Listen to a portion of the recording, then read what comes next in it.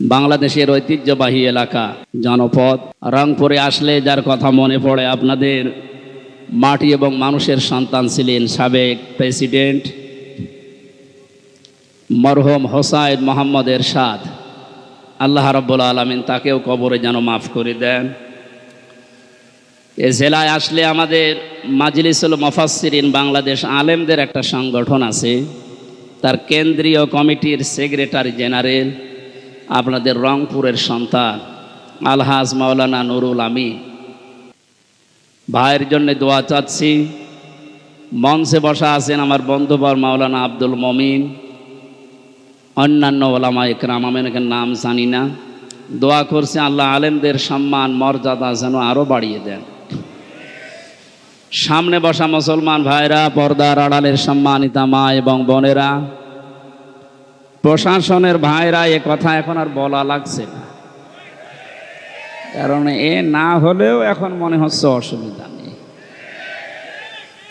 তারপরও বলা দরকার যেহেতু এসেছে। দেখলাম প্রশাসনের ভাইরা, এ বাংলাদেশকে স্বাধীন মুক্তভাবে আমাদের সামনে যারা রেখে গেলেন, বৈষম্য বিরোধী ছাত্র আন্দোলনের ভাই এবং বোনেরা, বিশেষ করে রংপুরের বীর সন্তান শহীদ আবু সাঈদ,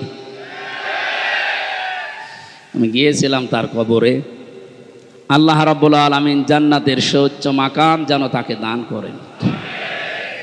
বিশাল একটা কাজ করে দিয়ে গেল। এরকম একজন মানুষ জীবন দিয়ে যদি রংপুরের এরকম নাম হয়ে যায়, আমার মনে হয় আরো কিছু মানুষ যাওয়া দরকার। আপনাদের এখন যাওয়া লাগবে না, যার জন্য যাবেন সে তো আপনাদের পুত্রবধূ পালিয়েছে। 850 বছর আগে পালিয়েছিল লক্ষণ সেন, আর রংপুরের মুখে কালি লেপন করে পালিয়ে গেল আপনাদের এই বৌমা। এটা ইতিহাস হয়ে থাকবে। কোরআনের পাখির কয়েকটা কথা আমার মনে পড়ে। উনি বলেছিলেন জালেমরা এ দেশে ইঁদুরের গর্ত পাবে না, একটাও পাচ্ছে না। ইঁদুরের গর্ত যে পাচ্ছে না তার প্রমাণ হচ্ছে এই যে হাউং আঙ্কেল, কি নাম জানো,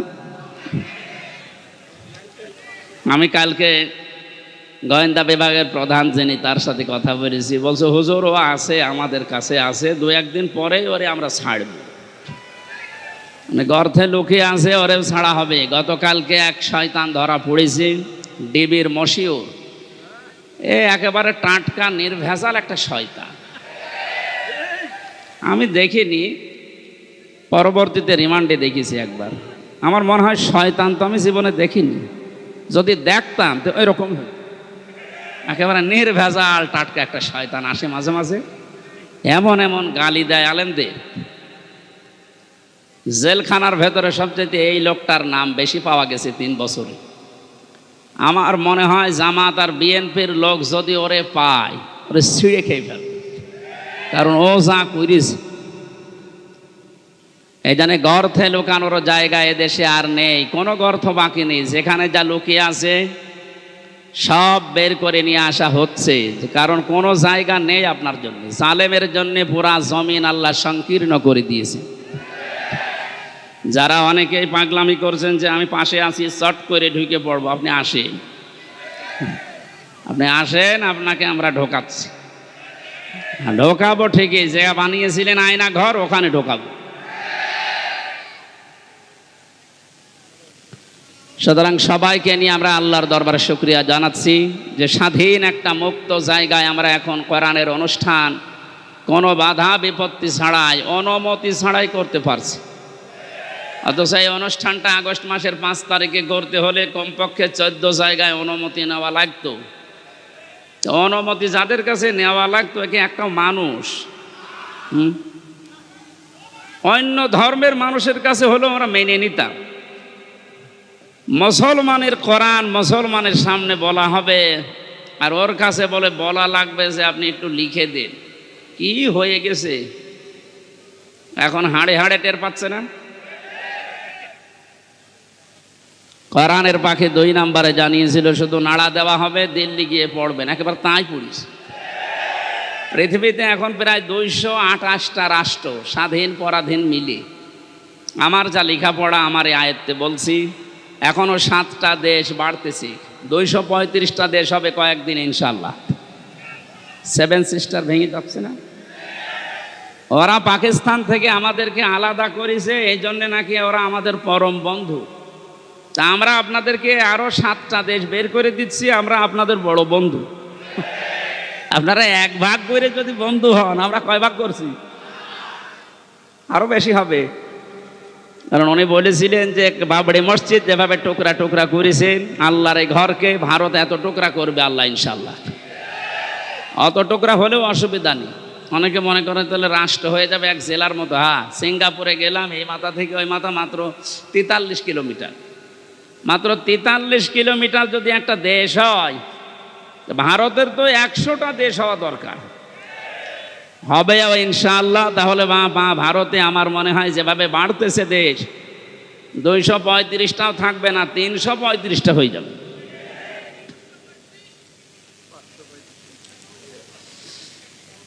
ওনার আর একটা স্বপ্নের কথা বলছে, উনি জানিয়েছিলেন এই দেশে জালেমদের নাকের উপরে কালেমার পতাকা পথ পথ করে উড়বে। সেই স্বপ্নও বাস্তবায়ন হতে যাচ্ছে ইনশাআল্লাহ। আমরা কোরআনে কারিম থেকে যে আয়াত পড়েছি, তাফসীর আকারে কথা বলার চেষ্টা চালাবো। ওমা তাওফীকি ইল্লা বিল্লাহ। শুনতে এসেছি কোরআনে কারিম কি বলেন তো? নবীজি বলেন, ইকালু লিসাহিবিল কোরআন, কিয়ামতের ময়দানে মহান আল্লাহ কোরআন পড়া মানুষদেরকে বলবেন, পড়। ইকরা, কি বলবেন? ইকরা মানে, হ্যাঁ, এটা ক্লাস চলছে।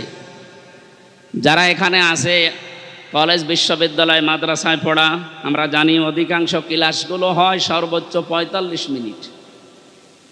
45 মিনিট ক্লাস হয় এই কারণে, কারণ যারা ক্লাস নেয় বিশ্ববিদ্যালয়ে কলেজে এদের যোগ্যতা নেই, এই জন্য 45 মিনিটে শেষ করে দেয়।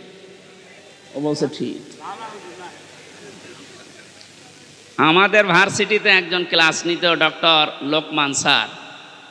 ওনার যে যোগ্যতা কোরআনের ওপরে, হাদিসের ওপরে, আমার মনে হয় উনি 45 মিনিট না, 45 ঘন্টাও যদি ক্লাস নেয় কেউ মাথা তুলবে না।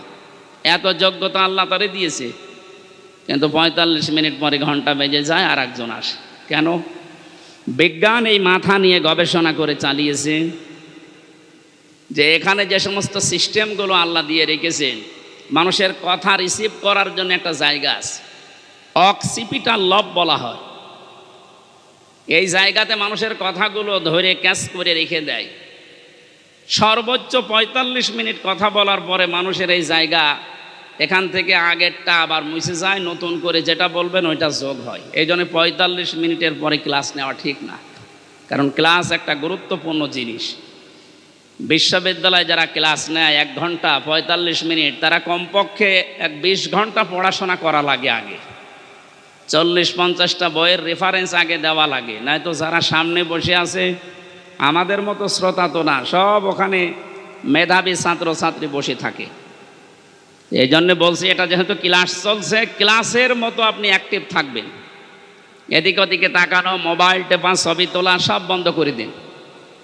আমি কয়েকদিন আগে মালয়েশিয়া ছিলাম, আজহারি ভাই ওখানে যে ক্লাসগুলো নেয়, তাফসির মাহফিলে, ওয়াজ মাহফিলে, এই ক্লাসগুলো 45 মিনিট 50 মিনিট করে উনি নেয়, সব অ্যাক্টিভভাবে। মোবাইল কারো থাকলে বন্ধ করে রাখবেন, ছবি তোলা, এদিক ওদিকে তাকানো সব বন্ধ। কারণ এখানে যে কথা হবে এর চাইতে গুরুত্বপূর্ণ কথা পৃথিবীতে আর নেই। বলেন, আমি যে শব্দ বললাম, কিয়ামতে আল্লাহ সাহেবে কোরআন যারা, তাদেরকে বলবেন পড়। কে বলবেন বলেন তো? কার সামনে বলেন না কেন? আল্লাহ নিজের সামনে দাঁড় করাবেন, বলবেন পড়। ইকরা। ইকরা কি? কোরআন শরীফের ভেতরে ইকরা শব্দের অর্থ আমি পেয়েছি প্রধানত 4টা। কোনো মানুষ যদি কোরআন পড়তে চায়, কমপক্ষে 4টা শর্ত তাকে মানা লাগবে। আল্লাযীনা আতাইনাহুমুল কিতাবা ইয়াতলুনাহু হাক্কা তিলাওয়াতি উলাইকা ইউমিনুনা বিহি ওয়া মান ইয়াকফুর বিহি ফাউলাইকা হুমুল খাসিরুন।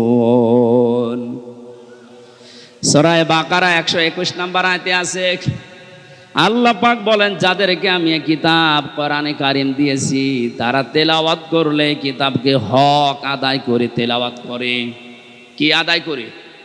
তাহলে কোরআন যারা পড়বে তারা যেন হক আদায় করে পড়ে। উলাইকা ইউমিনুনা বি, আর এই মানুষগুলো, এই যে আল্লাহ পাক মনে হচ্ছে তার কুদরতির আঙ্গুল এইভাবে ইঙ্গিত দিয়ে ইশারা দিয়ে জানিয়েছে, রংপুরের পার্বতীপুরে এই মানুষগুলো যারা এখন শুনছে পড়ছে,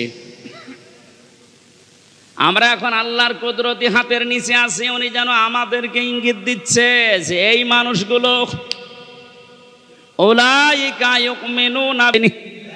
খালি 5 মিনিট চেয়েছিল যে একটু লিখে যা, বলে কিসের লিখা আসতেছে, আপনি তাড়াতাড়ি ওঠেন, তাড়াতাড়ি ওঠেন বলে যে কাজ করেছিল ওই সময়ের ভেতরে বলছে না আমি পদত্যাগ করিনি। তো এগুলো এই ভিডিও কি ফেরেশতারা বানিয়েছে? যতই চালাকি করেন, ধোকাবাজি করেন, এতদিন পেরেছেন, এখন আর এদেশের মানুষ সতর্ক, খুব সতর্ক হয়ে আছে। বাংলাদেশ জামাত ইসলামের কেন্দ্রীয় আমির সেদিন কুষ্টিয়ায় গিয়েছিল, উনি ঘোষণা দিয়েছে আমরা কিন্তু এখন সজাগ। এদেশের 100 জনের 86 জন মানুষ এখন সজাগ, 14 জন শুধু একটু ঘরে আছে।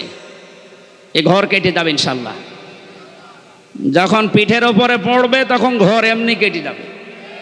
পড়তেছেও মাঝে মাঝে, এদেরকে দিয়ে জালেমারা একটু মাঝে মাঝে দেখে যে হ্যাঁ ওরা জেগে আছে কিনা।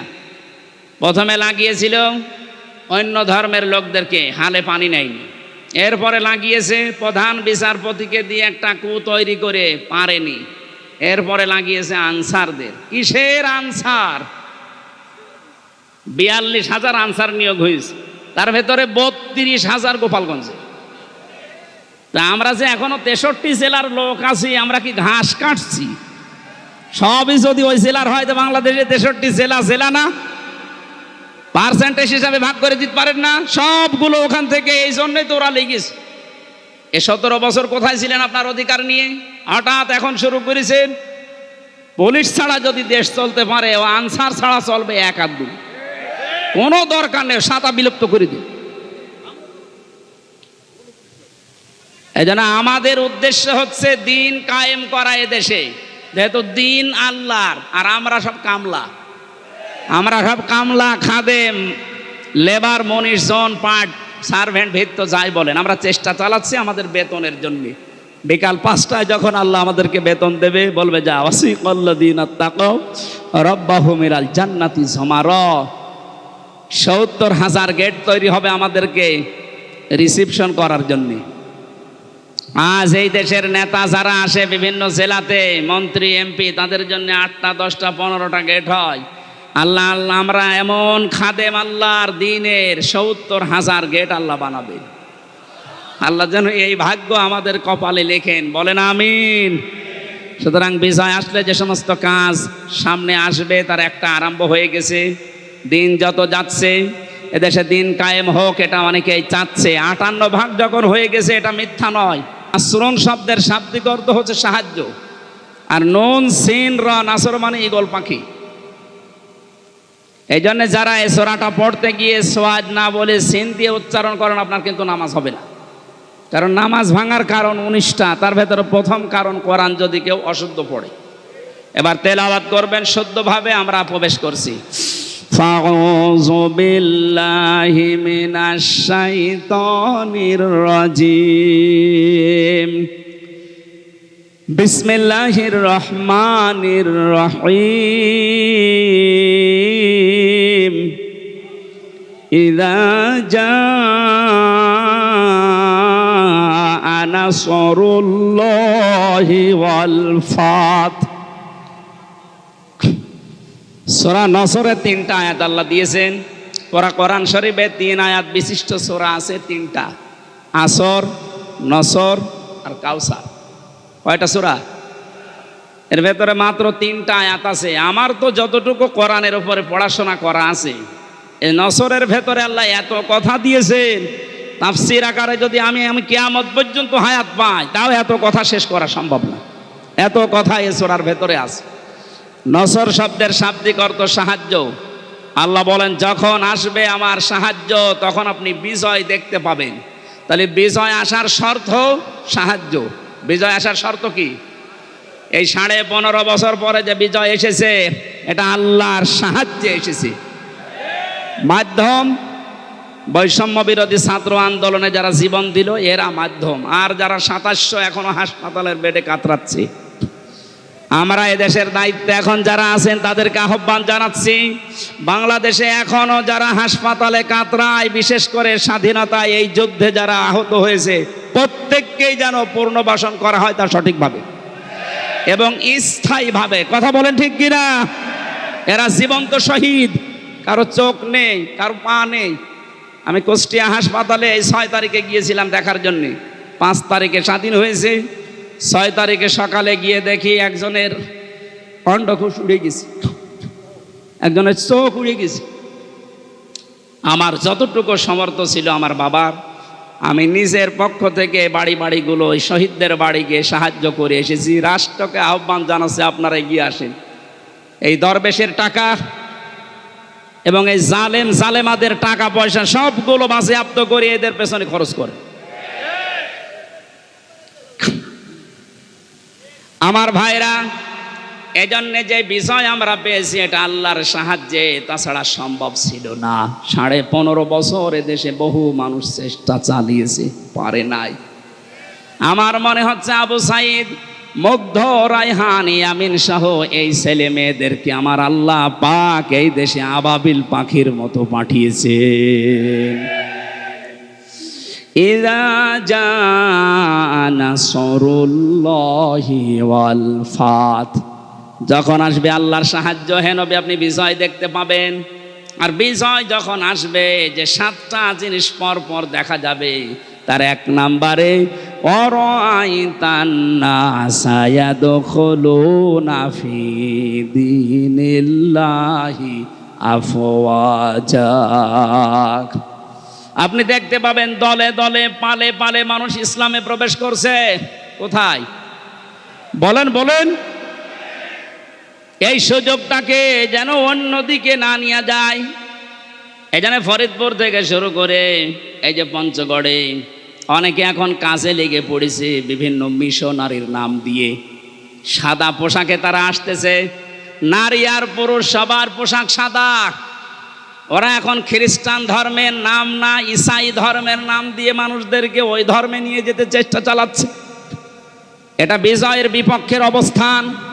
বিজয় আসলে আপনি দেখতে পাবেন দলে দলে মানুষ পালে পালে ইসলামে আসবে, খ্রিস্টান ধর্মে আসবে, হিন্দু ধর্মে আসবে, ইহুদি ধর্মে আসবে। এরকম কোনো কথা আল্লাহ পাক ঘোষণা দেননি। সুতরাং যারা এগুলো করছেন আপনাদের মতলব অন্যদিকে। আমি কথা বোঝাতে পারিনি, নিচে নামা যাচ্ছে না, সমস্যা আছে। সুতরাং এগুলো যারা করছেন আপনারা থামবেন। এ দেশের বিজয় মুসলমানেরা যখন এনে দিয়েছে, আল্লাহ যেটা জানাতে চায় দলে দলে পালে পালো মানুষ ইসলামে আসবে, এইটাই আমরা দেখতে চাই, অন্য কিছু না। সুতরাং ইহুদি, খ্রিস্টান, কাদিয়ানি, অন্যান্য যত নাম নিয়ে মানুষদেরকে ইসলাম থেকে বের করার চেষ্টা চালাচ্ছেন, এদেশের মুসলমানেরা এখনো বুঝে উঠতে পারেনি। যদি বুঝে উঠতে পারে, মাটি তলা পায়ের নিচে কিন্তু মাটি থাকতে দেবে না। কথা বলেন। আমরা আপনাদেরকে আহ্বান জানালাম, আপনারা থামবেন। যারা অন্য ধর্মের প্রচার করছেন, 96% মুসলমানের দেশে ইসলাম থাকবে, অন্য কিছু না। অন্য যারা থাকবে জিজিয়া দিয়ে থাকবে। কথা বলে না কেন? আপনারা যদি বসবাস করতে চান, হ্যাঁ ওয়েলকাম, স্বাগতম জানাচ্ছি, নিরাপত্তা দিয়ে রাখা হবে, কিন্তু নিজেদের ধর্ম ইসলামের উপরে চাপিয়ে দেবেন না। কারণ আল্লাহর সাহায্য যখন আসে তখন বিজয় আসে। এই আয়াত অনুযায়ী আমরা দেখতে পাচ্ছি বিজয় আসার প্রথম কাজ, মানুষ আসবে ইসলামে। কোথায়?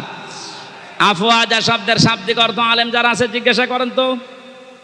দলে দলে পালে পালে মানুষ ইসলামে আসবে, এর প্রমাণিত এই যে দিনাজপুরের 10 জন মুসলমান হয়ে গেল। তা আপনি আবার কোত্থেকে কি ঈসাই ধর্ম নিয়ে আসতেছেন?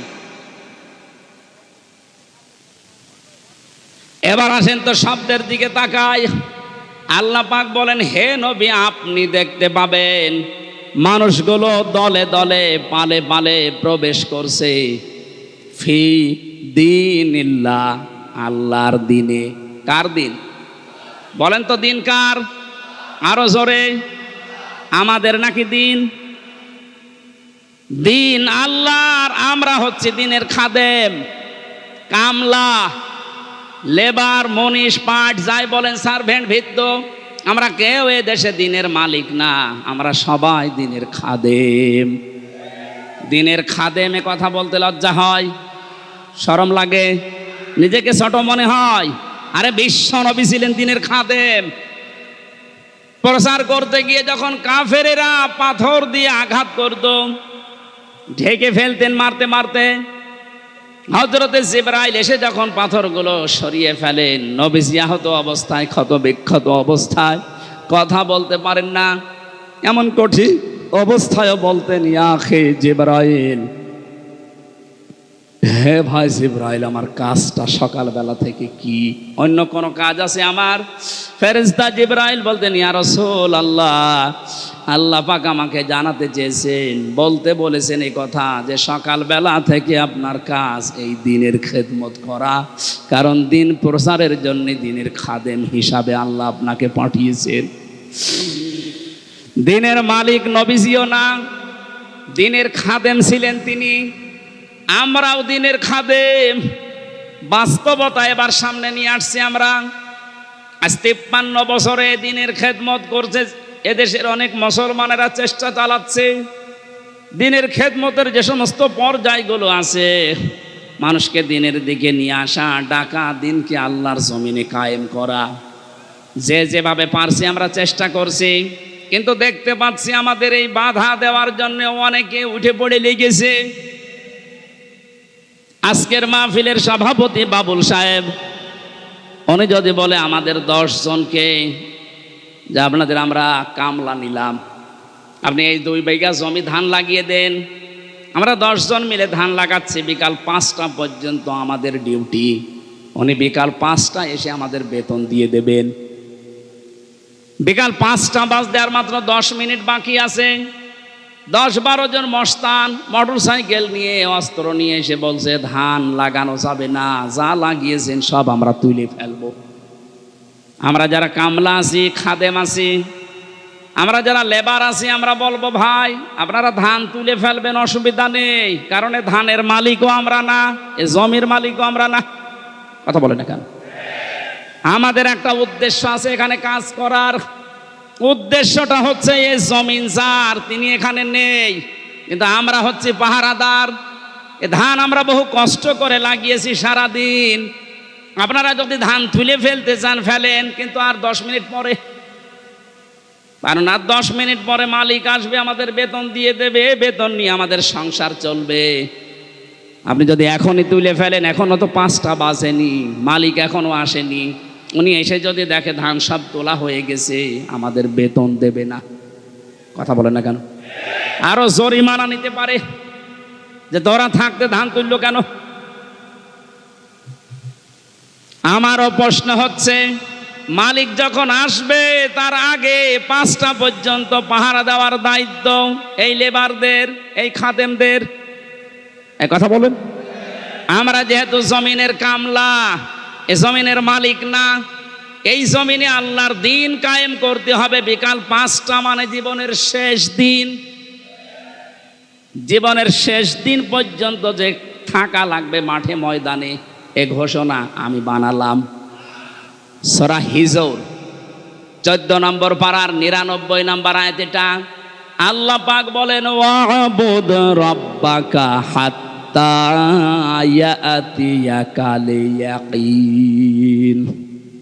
হে নবী, আপনার রবের ইবাদত করবেন, রবের জমিনে আপনি ইবাদত করবেন, কামলা দেবেন। কতদিন পর্যন্ত? যতদিন আপনার মরণ না আসে। তার মানে জমিনে দিন কায়েম করার জন্য চেষ্টা চালাতে হবে। জীবনের শেষ দিন বিকাল 5টা মরণ পর্যন্ত।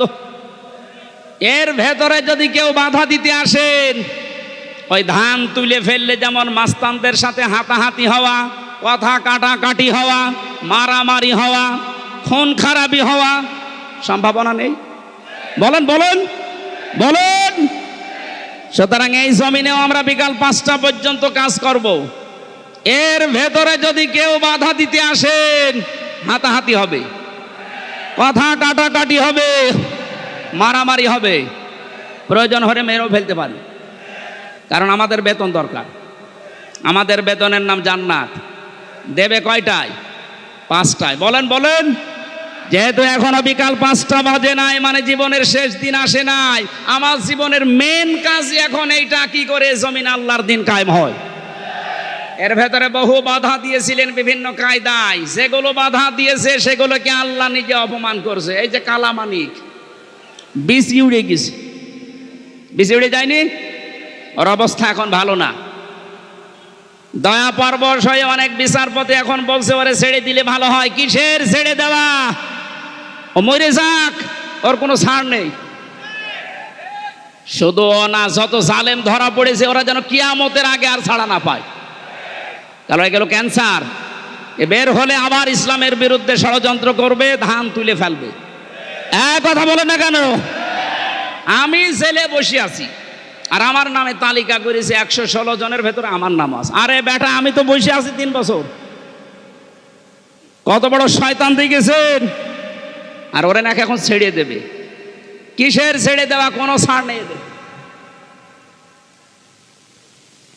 যেহেতু আমরা বিকাল 5টা পর্যন্ত কাজ করছি, অনেক মস্তান হস্তান আসবে এ ধান তুলে ফেলতে। এ ধান লাগিয়ে বিকালে যখন মালিক আসবে বেতন দেবে, এরপরে বাড়ি। এর আগে জমিন ছাড়া যাবে। কারা কারা টিকে থাকবেন বিকাল 5টা পর্যন্ত দেখি? লিল্লাহে তাকবীর। দিন ইসলাম, দিন ইসলাম,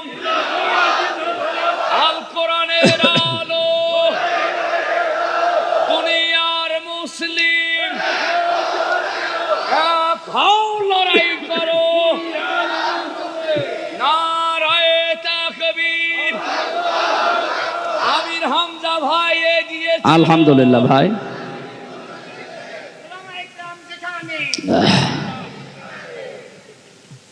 হ্যাঁ, আমাদের একজন উপদেষ্টা গতকালকে জানিয়েছেন এদেশকে সংস্কারের জন্য ওলামা একরামের ভূমিকা রাখতে হবে এবং রাখার সুযোগ দিতে হবে। সুতরাং ওনার কথায় আমি সাপোর্ট দিচ্ছি। এদেশে আলেমরা যেন ভালো ভালো জায়গায় যায়। ধর্ম উপদেষ্টা উনি ঘোষণা দিয়েছে এদেশের আলেম এবং মাদ্রাসায় যারা পড়ে, শুধুমাত্র মাদ্রাসা আর মসজিদ নিয়ে থাকলে হবে না, স্বপ্ন দেখতে হবে কিভাবে রাষ্ট্র চালানো যায়। কোনো মহিলার দরকার নেই। আমরা চাই এই সমস্ত জায়গাতে যেন পুরুষ মানুষের, এবং যে পুরুষ আল্লাহ রসুলকে বিশ্বাস করে দুনিয়া চলে, তাদেরকে এই জায়গায় আমরা চাই। কথা বলুন। তাই বলে ফরিদউদ্দিন মাসুদের মতো মানুষ না, রুহুল আমিনের মতো মানুষ না। এগুলো আলেম নামে ক্যান্সার। ইসলামের সবচাইতে বড় ক্ষতি করেছে 15.5 বছরে এই জালেমগুলো। বাতিলের 5 আটা গোলামি করে কওমি জননী নাম দিয়ে কওমি মাদ্রাসার ইজ্জত মেরিস। এই 3 বছরে যত কওমি আলেম আমার সাথে ছিল, অধিকাংশগুলো ওর নাম ধরে বরদোয়া করতো জেলখানায়। যেই দিন কওমি জননী নাম দিয়েছে জালেমাকে, সেই দিনই বরদোয়া হয়েছে। মাওলানা মামুনুল হক, শাকাওয়াত হোসেন রাজি ভাই যারা ছিল, বলছে একটা কাজ করলো, আমাদের তো সব উল্টাপাল্টা করে ফেললো। কত বড় মানুষ জালেম হলে একজন আলেম নৌকা মার্কা নিয়ে দাঁড়ায়, বলেন তো? হ্যাঁ, আর সে আবার জোর করে নামাজ পড়াতে আসে। ওর পেছনে নামাজ হয়? যে লোকটা নৌকা মার্কা নিয়ে ভোটে দাঁড়াতে পারে, ওর পেছনে নামাজ হয় কি করে? আমার মনে হয় নৌকা মার্কা না নিয়েও যদি কুকুর মার্কা নিত, তাও অন্তত একটা পদে থাকতো। কি মার্কা নিয়েছে বলেন তো? একটা মার্কা হলো ইয়াজিদ। এই নামটা যেমন গালি হয়ে গেছে, আমার মনে হয় এদেশে অনেকের নাম এখন সামনে কালের আবর্তনে গালি হয়ে যাবে। আপনি যদি হিন্দুকেও বলেন ভাই 5,000 টাকা দেবো, ছেলের নাম ইয়াজিদ রাখেন, বলো ওই এটা নাম হইলো তো গালি। কাউকে যদি বলে ওই ইয়াজিদের বাচ্চা, ওই এমনি রেখে যাবে। দেখেন যে সময় আসতেছে, কিছুদিন পরে যাই বলবেন আপনি অমকের বাচ্চা, ওই এমনি রেগে যাবে। বলবে না, আপনি দরকারে আমার কুকুরের বাচ্চা বলে, তারপরও আমি ওই নামের বাচ্চা হতে রাজি না। মানুষ হয়তো না বুঝেও বলতে পারে, কেউ কেউ যদি শোনে বলেন যে কুকুরের বাচ্চা, ওর মাথা গরম হয়ে যাবে। ওরে যদি বলেন বাঘের বাচ্চা, বাঘও তো জানোয়ার, কুকুরও জানোয়ার, ওকে টের পাচ্ছে।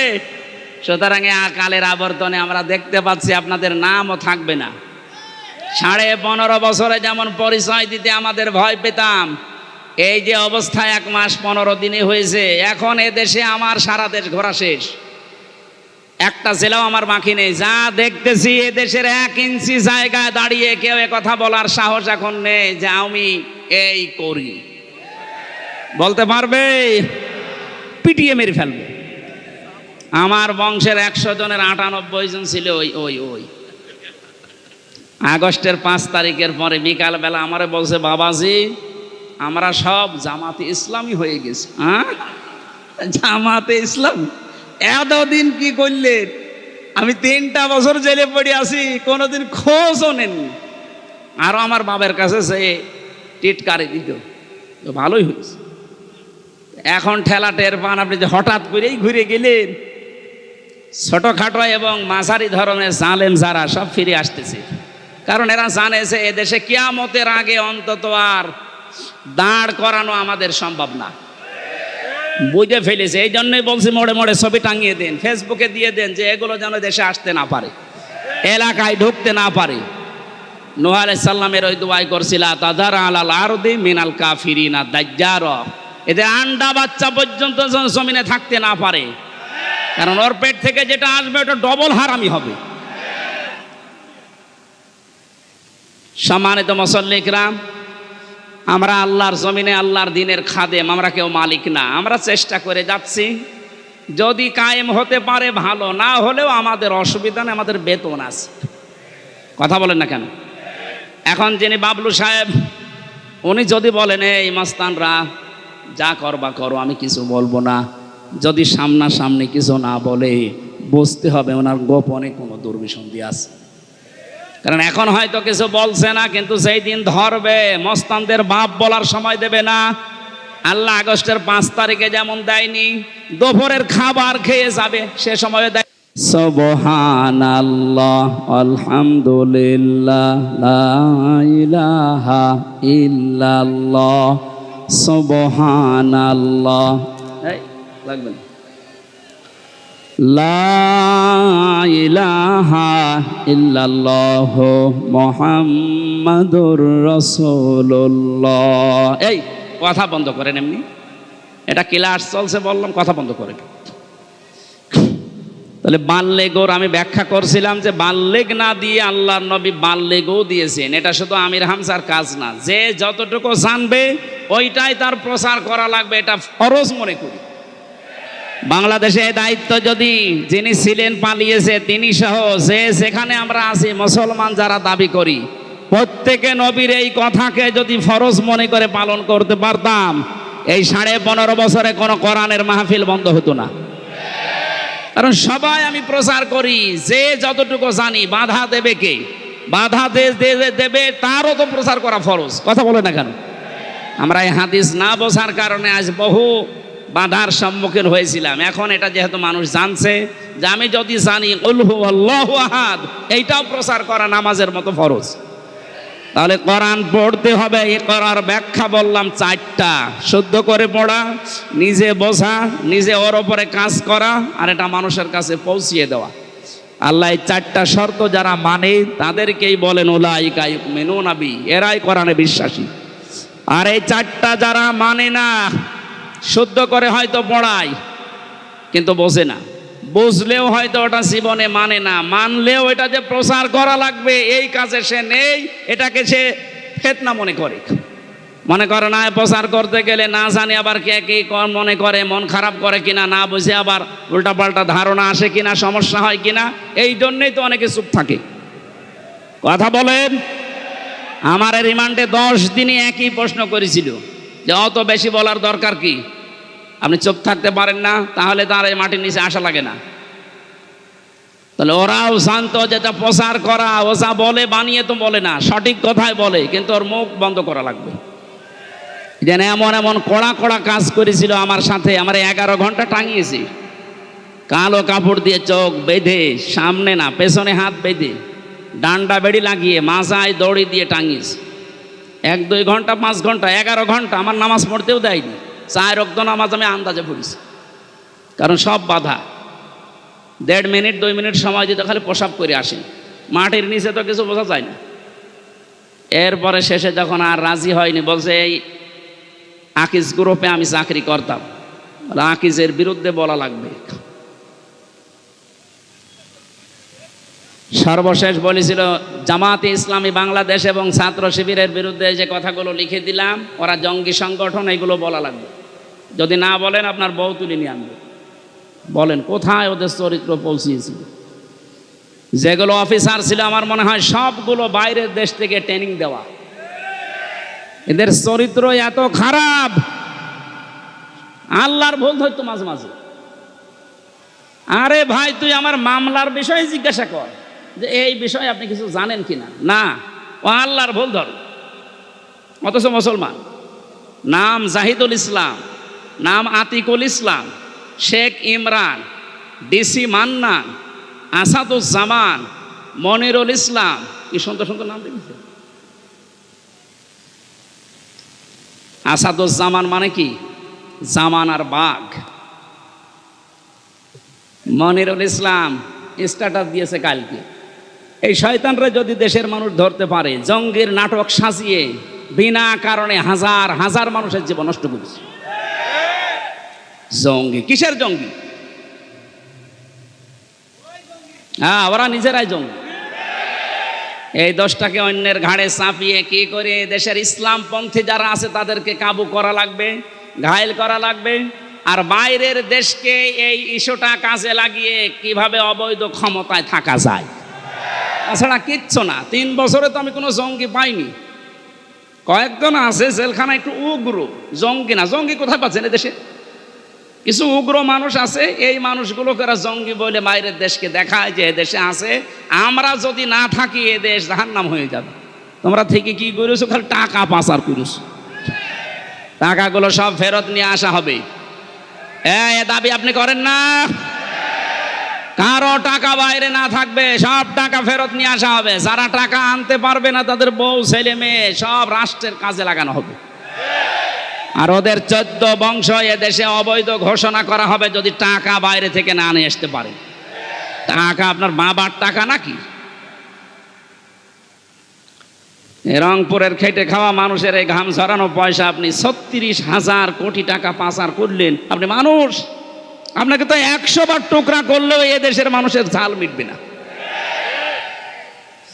কালকে বাংলাদেশের সর্বোচ্চ জায়গায় যারা আছে তাদের ভেতরে একজন, আমি নাম নিলাম না, উনি ঘোষণা দিয়েছেন আল্লামা সাঈদীকে যেভাবে ফাঁসি দেওয়া হয়েছিল বিনা দোষে বিনা কারণে, ফাঁসির রায় দিতে তো পারেনি, শেষে যাবজ্জীবন দিয়েছে, আমৃত্যু দিয়েছে।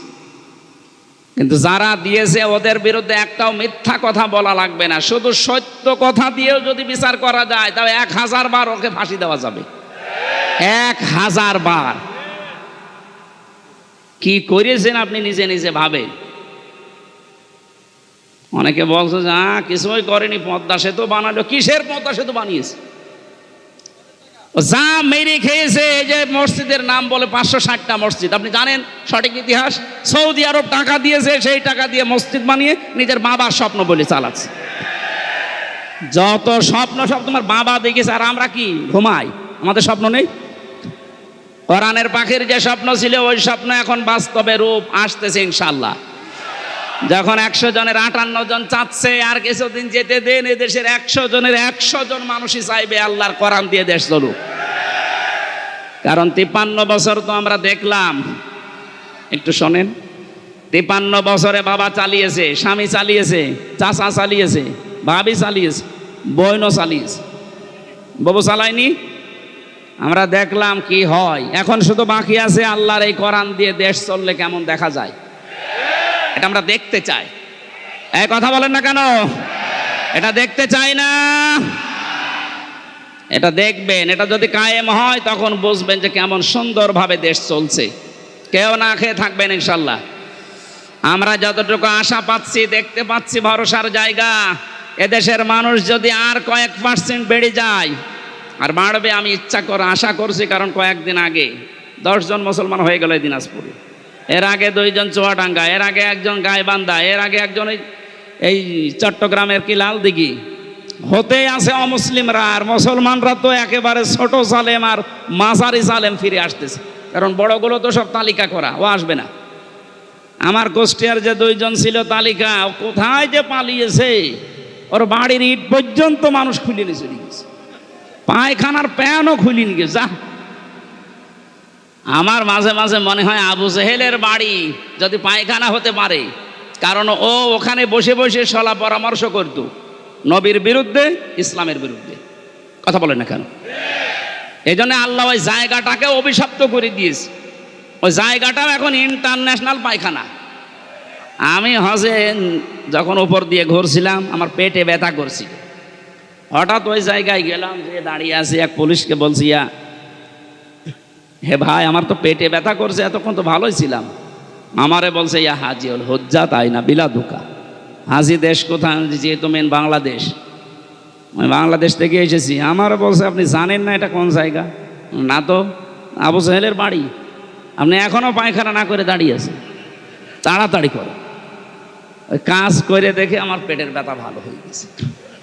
তার মানে আল্লাহ আমাকে বোঝাতে চাইছে যে হামজা, এত লক্ষ টাকা খরচ করে আসলে আর ওই শয়তানের মুখে পায়খানা না করে চলে যাবা, তাড়াতাড়ি করো। কাবার পাশে ওর বাড়ি, এত দামি জায়গা, শুধু ইসলামের বিরুদ্ধে অবস্থান নিয়ে জালেমের থাকার জায়গা যদি আল্লাহ গজবের জায়গা বানিয়ে দেয়, এ বাংলাদেশেও যে সমস্ত জায়গায় বসে বসে আলেমদের বিরুদ্ধে, ইসলামের বিরুদ্ধে ষড়যন্ত্র করত, ওই জায়গাগুলো জাতীয় পায়খানা বানানো।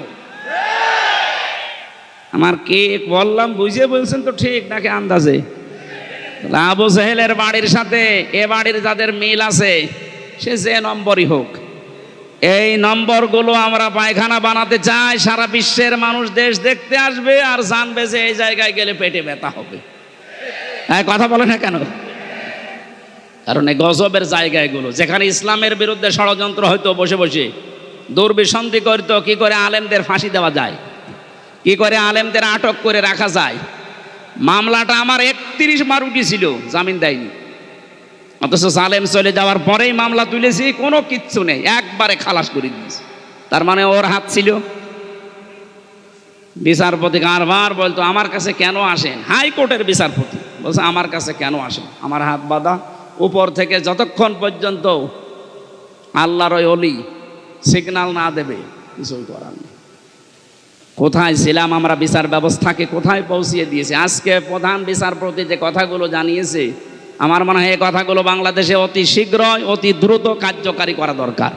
তাহলে ন্যায় বিচার এদেশে কায়েম হবে ইনশাআল্লাহ। যারা দায়িত্বে আছে, আল্লাহ তাদেরকে ওমরের মতো যেন বানিয়ে দেন, বলেন আমিন। আমরা হাদিসের এখনো 5-6টা শব্দ ছিল সামনে, অরাত্তিল কামা কুংতা তোরাত্তিল ফেদ্দনিয়া, এই শব্দগুলোর ব্যাখ্যা আপনারা আশপাশে যারা আলেম আছে এনাদের কাছে জেনে নিয়ে আমরা তাফসিরুল কোরআন মাহফিলে প্রবেশ করছি। সূরা নসর, কোন সূরা? বলেন বলেন, নসর না নাসর? নুন। আমি 10 দিন ছিলাম মাত্র, এই আমার জীবন অতিষ্ঠ হয়ে গিয়েছিল। আর ব্যারিস্টার আরমান 8 বছর। আপনি ভাবতে পারেন কত বড় কঠিন জায়গা এটা। মুফতি ফখরুল ইসলাম আমার সাথে ছিল জেলখানায়। উনি বলছিল, আমার যখন এই আয়না ঘরে নিয়ে যায়, মাটির নিচে এই পায়ের ভেতর দিয়ে হাত উপর দিয়ে দিয়ে সামনে যে রডের বেড়া দেওয়া আছে, এই রডের সাথে দিয়ে হাত তালা লাগিয়ে দিত। আপনি যেহেতু কায়দ হবেন না, সেই কায়দা নেই। আমারে বলতো, হামজা ভাই, আমার মাঝে মাঝে মনে হতো আল্লাহ হয় মরণ দাও, না একটু শোয়ার ব্যবস্থা করে দাও। এই যে শুয়ে থাকা, এটা যে কত বড় নিয়ামত আল্লাহর, আমি ওই কতদিনে টের পেয়েছি। হাত যদি শুধু বেঁধে রাখতো তাও তো ঘুমানো যায়, হাতে পায়ের ভেতর দেয়, সামনের দিকে রডের বেড়া ওর সাথে লাগিয়ে তালা লাগিয়ে দেয়। দেখ 1.5 মিনিট সময় দেয় টয়লেট করার জন্য। আর খাবার যা দেয় মনে হয় কেউ মাখিয়ে রেখেছে, ওইটা এনে দেয়। খালে খান, না খেলে মরে যান। মানে মরে গেলে তো আর অসুবিধা নেই, কেউ তো জানে না যে ও আছে কিনা, এমনি মানুষ মরে যায়। আমার নাই ভেতরে কোরআন শরীফ ছিল, প্রতিনিয়ত আমি কোরআন শরীফ পড়তাম আর বিভিন্ন দৃশ্য ভুলে থাকতাম। কিন্তু যারা হাফেজ না, কোরআন শরীফ নেই, তাদের কি অবস্থায় 8টা বছর কেটেছে বলেন তো। আমার 3 বছরই যেতে চাই না, আমার ডায়াবেটিস হয়ে গেছে, অথচ আমার শরীর চলে না। এই শরীরে ডায়াবেটিস হলে মেনে নেওয়া যায়? কি কষ্ট দিয়েছিল ওই মানুষগুলোকে। আমার মনে হচ্ছে এই দেশের 18 কোটি মানুষ যদি এই জালেমকে মাফ করে দেয়, ব্যারিস্টার আরমানের বউ জীবনও মাফ করবে। আপনারা করে দেন আপনাদের বউমা, তা আমাদের বউ, আমার বউ তো মাফ করবে না, কারণ 3 বছর আপনি তার থেকে কি অবস্থায় রাখলেন। আমারই জেলে দিলে কোনো সমস্যা না, জেলে দিলে 7 দিন পর পর দেখা করা যায়, কথা বলা যায় মোবাইলে। আর আমার একেবারে বিচ্ছিন্ন, সরকারি মোবাইল তো কল্পনাই করা যায় না। দায়িত্বে যেগুলো দিত সবগুলো হিন্দু, সুভাষ দাস, সুব্রত বালা, দেবদাস, দেবদুলাল, এ নাম শুনলেই মনে হচ্ছে যে এ কিছু না কিছু করবে। এসে 24 ঘন্টা পায়ের কাছে হাতের কাছে বসে থাকে। আমি তো কারোর সাথে কথা বলবো না। সবচাইতে বেশি ঝামেলায় লেগেছিল আমারে আর মাওলানা মামুনুল হক। আপনি কেন করলেন এইটা? এমনিতেই জেলে দিতেন, আটকে রাখতেন, রাখেন। এই কয়েকদিন আগে আমার মামলা সব খারিজ হয়ে গেছে। মানে আগস্টের 5 তারিখের পরে যেই মামলা তুলেছে সব খারিজ করে দিয়েছে বিচারপতি। বলছে কি দেখে মামলার বিচার করবো, এর ভেতরে কোনো মাল নেই, যা। আমি বলতে গেলাম যে বিচারপতি, এ 3 বছর তো আপনার কাছেই ছিল, তখন তো বলেননি যে কোনো মাল নেই, এখন বলছেন কোনো মাল নেই, কি দেখে বিচার করব। উনি এইটাই বলতো যে হুজুর আমার হাত বাঁধা ছিল। কি ছিল? এখন আমার হাত খোলা আছে, এখন আর তো কেউ বাধা দেওয়ার মতো নেই। এখন সত্যটা আমি সত্য বলে জানিয়ে দিলাম যে আপনি নির্দোষ, কোনো দোষ আপনার আমি পাইনি। আমার মনে হয় এদেশে 1628টা চেয়ার যে আছে, শুধু একটা চেয়ারের হাত খোলা ছিল, আর বাকি 1627টা চেয়ারের হাত বাঁধা ছিল।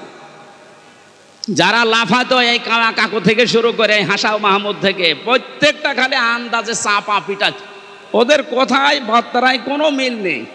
ওই একজনের শুধু হাত খোলা, উনি যা বলবে ওদের বলে আজকে এখন দিনে রাত 11টা 10 বাজে, ও যদি বলতো দিনের 11টা 10, এ জালেমের দোসরগুলো বলতো ঠিক আছে। এইরকম অবস্থায় পৌঁছিয়েছিল দেশটা। সেখান থেকে অন্তত আস্তে আস্তে যখন হাত খোলা আরম্ভ হয়েছে, আমরা চাই এদেশে কিয়ামতের আগে যেন আর কারো হাত বাঁধা না হয়। যে যেখানে আছে সব হাত খোলা থাকবে আবু সাইদের মতো। কথা বলেন ঠিক কিনা?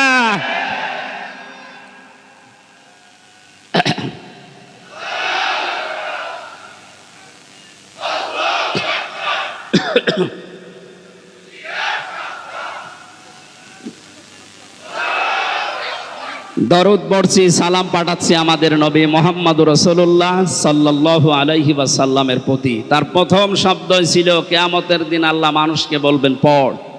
পড়ার শর্ত বলছিলাম কয়টা?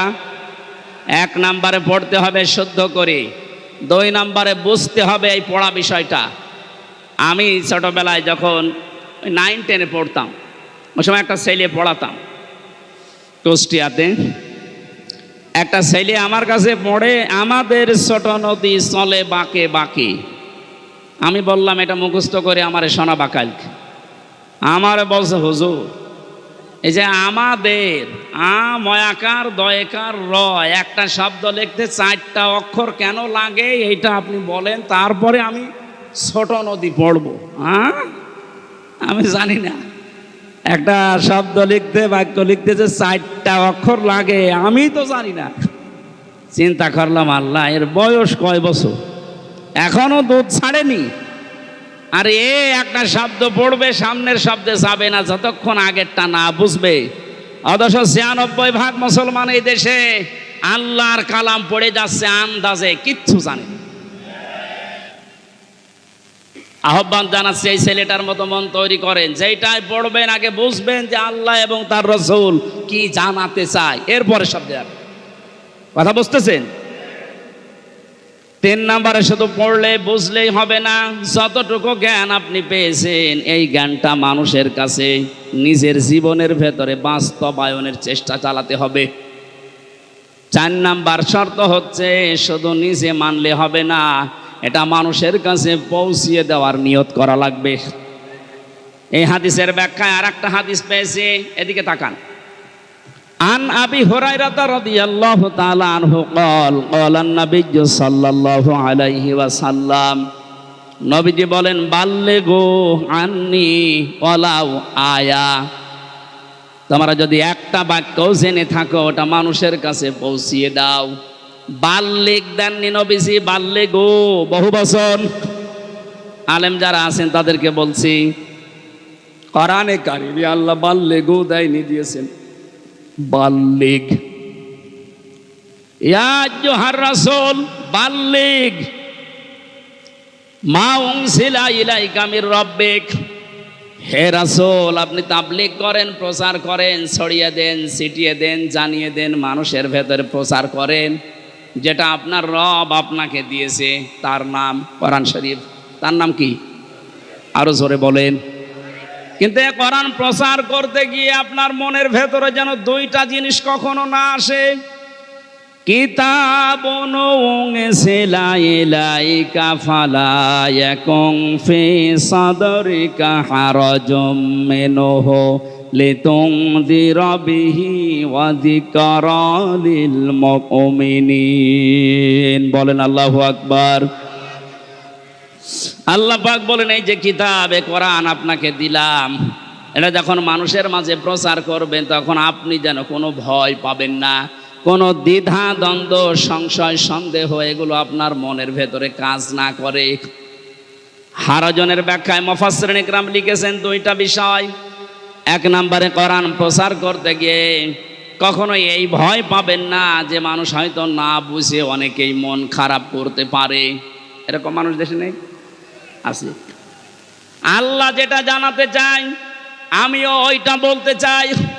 তো অনেক মানুষ আছে কোরআনের এই বক্তব্য না বোঝার কারণে আন্দাজে মন খারাপ করে থাকে, ও মনে করে আমারে বলতেছে। 2 নম্বরে কোরআনে কারিমে আল্লাহ যেগুলো দিয়েছেন ইবাদত হিসাবে, আবাহমান কাল থেকে অনেকে এমন এমন ইবাদত আবিষ্কার করে করে যাচ্ছে যেগুলো আসলে কোরআনে নেই, ইসলামে নেই। হে নবী আপনি যখন কোরআনের তাফসীর করবেন তখন ওইগুলো তো টিকবে না, ওই মানুষগুলো তখন আপনার প্রতি মন খারাপ করবে, খারাপ ধারণা করবে। আজকে বাংলাদেশে যেমন মাজারওয়ালারা করছে, মাজারের কোনো অস্তিত্ব কোরআন হাদিসে আছে? হ্যাঁ আছে। আপনি মাজারকে সংরক্ষণ করে রাখেন, কোনো ইহানত যেন না হয়, অপমান না হয়, গরু ছাগল যেন নষ্ট না করে। তাই বলে সেখানে সেজদা দেওয়া লাগবে, গাঁজা খাওয়া লাগবে, নারী পুরুষ জেনা করা লাগবে? কোথায় পেয়েছেন? আমরা তো এই মাজারের বিরুদ্ধে, যেখানে গাঁজা খাওয়া হয়, যেখানে নারী পুরুষের অবাধ মেলামেশা হয়। কথা বলেন না কেন? এরকম মাজার দেশে নেই। আপনি আমার সাথে চলেন, আমি দেখাবো চট্টগ্রামে অধিকাংশগুলোতে গাঁজার ফ্যাক্টরি আর নারী পুরুষের অবাধ জেনা। যেগুলো আবাসিক হোস্টেলগুলোতে হয়ে থাকে ওইগুলো মাজারে হচ্ছে প্রকাশ্যে। তাও হক্কানি আলেমরা কোনোদিন এটা দেখার পরে জানার পরে সহ্য করতে পারে? এতদিন পর্যন্ত জালেমরা ওদেরকে পাত্তা দিত, জালেমরা ব্যবসা করে খেত, এই কারণে কিছু বলতো না। জালেম যেহেতু নেই এখন, আলেমরা এই জন্য এত বেশি সতর্ক করছে যে মাজারের অস্তিত্ব যেন না থাকে, গুড়িয়ে দেন। তার আলেমরা দেখিয়ে এসেছে যে হাজী সাহেব প্রধান অতিথি, সভাপতি, সভাসী হযরতে ওসমানের কবর আমি দেখেছি, খালি একটা পাথর দেওয়া আছে, বোঝা যাচ্ছে না। আর বাংলাদেশে গরু ছাগল মরে গেলেও কবর 3 তলা হয়। হযরতে ওসমানের মতো দামি মানুষ আপনার বাবা, যার কবর পাকা করা লাগবে। ওসমান রাদিয়াল্লাহু তাআলা আনহুর কবর যদি মাত্র একটা পাথর দেওয়া থাকে তাও বোঝা যাচ্ছে না। এরাই আমার কোরআনে বিশ্বাসী। অমাই ইয়াকফর বিহি, এখন যে ব্যাখ্যাটা বলবো এর ভেতরে যদি আপনার পড়া না মেলে ফাউলা ইকাহুমুল খাসিরুন, ওই মানুষটা আমার কোরআনে বিশ্বাসও করে না, তারা ক্ষতিগ্রস্ত। বলেন নাউজুবিল্লাহ। শিক্ষিত মানুষ যারা আছেন এবার মিলাবেন। কোরআন যদি কেউ হক আদায় করে পড়ে সে আল্লাহর কোরআনে বিশ্বাসী, হক আদায় করে না পড়লে সে আল্লাহর কোরআনে বিশ্বাসী না। কোরআন যারা বিশ্বাস করে না তারা কাফের। এই কথা বলছে না কেন? চারটা শর্তের প্রথম হচ্ছে আপনাকে তেলাওয়াত করা লাগবে শুদ্ধ করে। বাংলাদেশে একটা সমস্যা হয়ে দাঁড়িয়েছে, 100 জনের 95 জন কোরআন শরীফ শুদ্ধ করে পড়তে পারে না। প্রথমটায় তো ধরা খেয়ে যাচ্ছি আমরা। এজন্য শিক্ষা ব্যবস্থা যেখানে যেটা আছে, সে মাদ্রাসার নাম হোক, স্কুলের নাম হোক, মডেল নাম হোক, কিন্ডারগার্টেন হোক, যাই হোক, এখানে 100 মার্কের কোরআনে কারিম আমরা বাধ্যতামূলক চাই। আমরা কোরআনে কারিম হক আদায় করে পড়তে হলে এটা শুদ্ধ করে পড়ার নিয়ম করতে হবে। শিক্ষা ব্যবস্থায় 15.5 বছরে এমন ভাবে ধ্বংস করে দিয়েছে, আমি একটা একটা করে পয়েন্ট আকারে বলতে গেলে আপনি এখনই উঠে দাঁড়িয়ে পড়বেন। এই জন্য আমরা যেখানে যে প্রতিষ্ঠান গড়ে তুলছি, আজকের এই যে নোরানি ক্যাডেট হাফেজিয়া মাদ্রাসা, এখানে আমি জানি শুদ্ধ করে পড়ানো হয়। আরাতিলিল কোরআন তারতিলা, আল্লাহ পাক বলেন কোরআন পড়তে হলে স্পষ্টভাবে সহি শুদ্ধভাবে তারতিলের সাথে থেমে থেমে পড়ো। এ নির্দেশ কার? তাহলে আমরা প্রথম বুঝলাম 1 নম্বরে যদি কেউ কোরআন পড়তে চায় হক আদায় করে, তাকে শুদ্ধ করে পড়া লাগবে। দ্বিতীয় নম্বরে শুধু শুদ্ধ করে পড়লেই হবে না, এটা আপনাকে বুঝতে হবে। ফেরাউন তার রাজত্বে নিজেকে খোদা দাবি করার জন্য যে পয়েন্টগুলো সামনে এনেছিল, সেটার দ্বিতীয় পয়েন্ট ছিল এই, আসমানি কিতাব জনগণকে বুঝতে দেওয়া যাবে না। আমার মনে হয় 1000 বছর পর অনেকেই হামানের মতো মন্ত্রীর পরামর্শে, উপদেষ্টাদের পরামর্শে, লেডি ফিরাউন দুনিয়ায় যারা এসেছিল, তারাও আল্লাহর আসমানি কিতাব কোরআনে কারিমকে বোঝার পথ বন্ধ করে দিচ্ছিল। মানে দিয়েছে। কোরআন বোঝার মতো কোনো ইনস্টিটিউট এদেশে খোলা হয় না, কোরআন গবেষণা করার মতো কোনো প্রতিষ্ঠান এদেশে বানানো হয় না। লালনের জীবনী গবেষণা করার জন্য একাডেমি বানিয়েছে। লালন গবেষণাগার বানানো হয় এদেশে, লালন একাডেমি তৈরি করা হয়, অথচ কোরআনের একটা শব্দ নিয়ে আপনি চিন্তা ভাবনা করে নতুন কোনো তথ্য বের করবেন সেরকম কোনো প্রতিষ্ঠান এদেশে নেই। দুঃখজনক হলেও সত্য, আমরা 96% মুসলমান। কত ভাগ? 96%। 96% আমাদের দরকার নেই।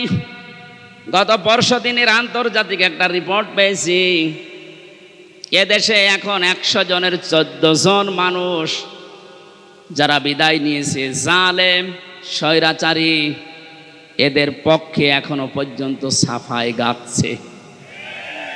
100 জনের জবান খোলেন না কেন? 100 জনের 28 জন এখনো পর্যন্ত যে কোনো কায়দায় থালা হাতে নেওয়ার চেষ্টায় আছে। সে যেভাবেই হোক, থালা দেন, থালা নিয়ে কি করব? আগস্ট মাসের 5 তারিখের পর থেকে আজকের এই সেপ্টেম্বরের 21 পর্যন্ত আমরা একটা জরিপ দেখতে পাচ্ছি, যারা এখনই খাবো খাবো বলছে, তারা কিন্তু তাদের চরিত্রের বহিঃপ্রকাশ এই 1 মাস 15 দিনে ঘটিয়ে ফেলেছে। আনন্দের সংবাদে জরিপের শেষে লেখা আছে, এই দেশে 100 জনের 58 জন মানুষ এখন চাচ্ছে আল্লাহর আইন এ দেশে কায়েম হোক। ভাই কথা বোঝার চেষ্টা করেন ভাই, তাকবে পরে দিয়ে। যে মানুষগুলো চাচ্ছে দেশে 100 ভাগের 58 জন মানুষ আল্লাহর জমিনে আল্লাহর দিন কায়েম হয়ে যাক, তাহলে যে যার অধিকার ফিরে পাবে। তাদের মুখ দিয়েই শোনেন, তারা বলছে ভাই ওনাদেরকে একটু সময় দেন না কেন। কেবল মাত্র 15 বছরের, একদিন 2 দিন না, 15.5 বছরে সব উলট পালট করে রেখে গেছে। যারা দায়িত্ব নিয়েছে তাদের প্রতিদিনের বক্তব্য এটা যে হাত দেব কোথায়, যেখানে হাত দেয় সেখানে দুর্নীতি। একটা দেশ কত বড় দুর্নীতিগ্রস্ত হলে কেন্দ্রীয় মসজিদের ইমাম পর্যন্ত পালিয়ে যায়। এ চোরাই আবার কালকে এসেছিল, পিটানি খেয়ে বিদায় নিয়েছে। মসজিদের ইমাম পালিয়ে গেছে, ও যদি আবার ফিরে আসলে এই রকম অবস্থা হয়, তুমি চট করে ঢুকে পড়বা আর তোমার কিছুই হবে না। আসো, কথা বলেন না কেন? কিচ্ছু লাগবে না ভাই, যে খায় তাদেরকে দিয়ে দেন। এই কথা বলবেন না, যে যেখানে আছেন ওখানে বসেন। এক লোক বিবাহ করার পরে বাসর রাতে স্ত্রী রেখে একটু বাইরে গেছে। দাদি শাশুড়ি এসে বলছে কি গো, আমার পতি চাই। বউ বলছে দাদি শাশুড়ি আপনি দোয়া করেন, আপনাকে সংবাদ আমি দেব। কিছুক্ষণ পরে শাশুড়ি এসে বলছে কি গো বৌমা, আমার নাতি চাই। বলছে মা আপনি দোয়া করেন। কিছুক্ষণ পরে ননদ আর দেবর এসে বলছে ভাবি তুমি যাই করো আমাদের কিন্তু ভাতিজা চাই। ভাবি বলছে তোমরা দোয়া করো, আমার সময় দাও। স্বামী এবার এসে বলছে বউ তুমি কি করবা আমি জানি না, আমার বেবি চাই। বউ আবার মুখ তুলে বলছে তোমরা কি সব পাগলের বংশ? বিয়ে করে এখন কেবল বাসর ঘরে, কিছুই হয়নি। এরপরে 10 মাস 10 দিন তো সময় দেবেন। আপনি আগেই বেবি চান, আগেই কেউ নাতি চাই, কেউ পতি চাই, কেউ ভাতিজা চাই। আমি কি ডাউনলোড করে নিয়ে আসবো? আমার সময় দেবেন না। 15.5 বছর কি করেছে আপনি জানেন? একটা চেয়ারও দুর্নীতির বাইরে নেই। যেইটারে মনে করতাম না এটা আল্লাহওয়ালা মানুষ দরবেশ, ওইটা আরো বড় খারাপ। দাড়ি কেটে নম হয়ে গেছে। সর্বোচ্চ দুর্নীতি এই লোকটার 36,000 কোটি টাকা, আপনি কল্পনায় আনতে পারবেন না। রংপুর বিভাগের মানুষ তো এমনি গরিব, এদেরকে একটা নাম মানুষ দিয়েছে কেন জানি না, সে যে নামই হোক, কিন্তু আপনারা সহজ সরল, মানে সহজ সরল এত। আজকে গাড়ি নিয়ে আসার সময় হরেন দিচ্ছি, ও তাকিয়ে দেখ একটু সরে যাবে তো, মানে এত সহজ সরল হলে পারা যায়। গার উপরে যে গাড়ি উঠে পড়বে না, আগে দেখে নিচ্ছে হুজুরের গাড়ি বলে একটু সাইড দিবে। আমার মনে হয় অন্যের গাড়ি হলে আগে দেখে দাঁড়িয়ে থাকতো যে নেন আমার গায়ে ধাক্কা মারে। একদিকে আপনারা গরিব আর একদিকে সহজ সরল। নবীজি জানিয়েছেন ধনীদের চাইতে গরিব মানুষ 500 বছর আগে জান্নাতে যাবে। এই হিসাবে বলা যায় যে চাচা জান্নাতেই আছে নাকি?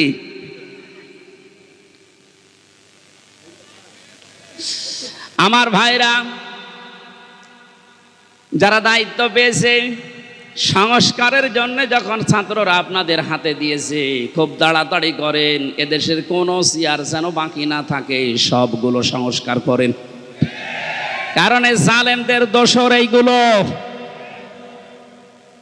1628টা চেয়ার ছিল এই বাংলাদেশে, মেন চেয়ার, এই চেয়ার না, ওইগুলো, ওই চেয়ারগুলো দিয়ে এ দেশ পরিচালিত হতো, আর ডিরেকশন আর তো দাদার কাছ থেকে।